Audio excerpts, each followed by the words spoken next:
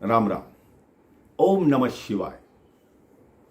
भगवान शिव के द्वादश ज्योतिर्लिंगों की श्रृंखला में जो 12वां ज्योतिर्लिंग है उसका नाम श्री घुश्मेश्वर ज्योतिर्लिंग है। कहते हैं दक्षिण भारत में एक नगर में सुधर्मा नाम का एक ब्राह्मण रहता था। उसकी पत्नी का नाम सुदेहा था।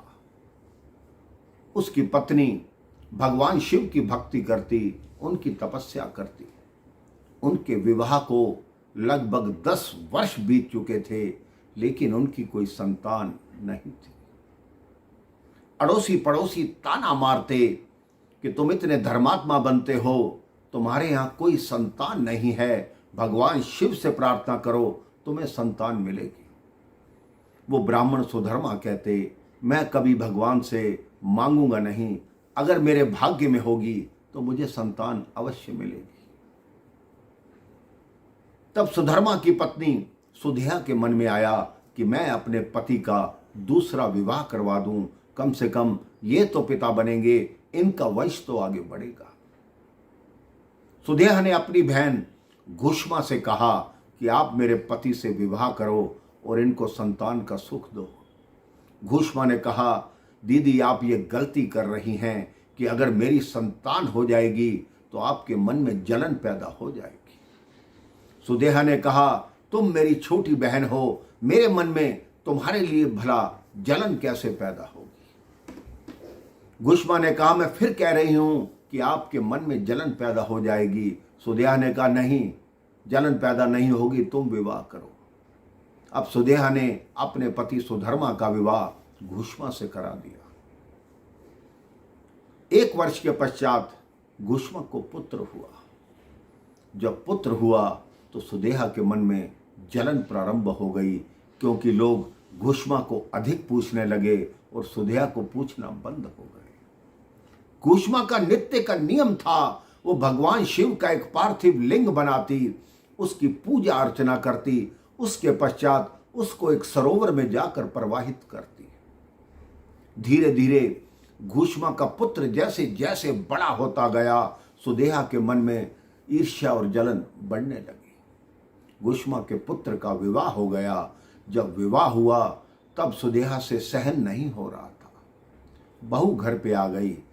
एक रात सुदेहा ने घुश्मा के सोए हुए पुत्र को तलवार से काट डाला और उसके जो टुकड़े थे वो उसी सरोवर में जाकर फेंक दिए, जिसमें प्रतिदिन घुश्मा भगवान शिव के पार्थिव लिंग प्रवाहित करती थी।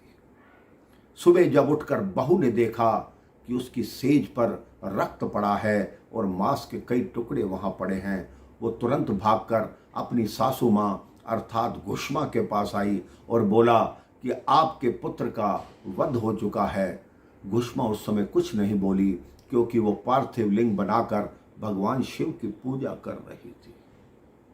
जब उसकी पूजा समाप्त हुई, उसके पश्चात जैसे उसका रोज का नियम था, उसने पार्थिव लिंग को उठाया और उसी सरोवर में गई, जाकर प्रवाहित की और कहा, जिस भगवान ने दिया था अगर उसी ने ले लिया तो मुझे कोई दुख नहीं। इतने में घुश्मा ने देखा उस सरोवर के दूसरे तट पर उसका पुत्र खड़ा था। उसके पुत्र ने आवाज लगाई, हाँ माँ, क्या बात? माँ ने कहा, कुछ नहीं। जैसे ही उसने पार्थिव लिंग को प्रवाह किया, भगवान शिव उसी सरोवर में से प्रकट हो गए कि तुम्हारी सौतन ने तुम्हारे साथ बुरा व्यवहार किया है, मैं उसको जीवित नहीं छोड़ूंगा। घुश्मा ने कहा, नहीं प्रभु, आप उसे कुछ नहीं कहेंगे, क्योंकि वो मेरी बड़ी बहन है। अगर वो ऐसा ना करती तो मुझे आपके दर्शन कैसे होते। भगवान शिव ने कहा, तुम्हारा मन पवित्र है, बोलो मैं तुम्हें क्या वर दूं। तो घुश्मा ने कहा, आप लोगों की भलाई के लिए, लोगों के दुख दूर करने के लिए यहीं पर स्थित हो जाइए। वो सरोवर शिवलिंगों से भर गया और भगवान शिव ने स्वयं कहा कि आज के बाद मैं तुम्हारे नाम से ही यहाँ स्थित रहूंगा। इसलिए उस ज्योतिर्लिंग का नाम घुश्मेश्वर ज्योतिर्लिंग है। जो भी इन 12 ज्योतिर्लिंगों का रोज नाम लेता है या जो दर्शन कर चुके हैं उनसे बड़भागी कोई भी नहीं है।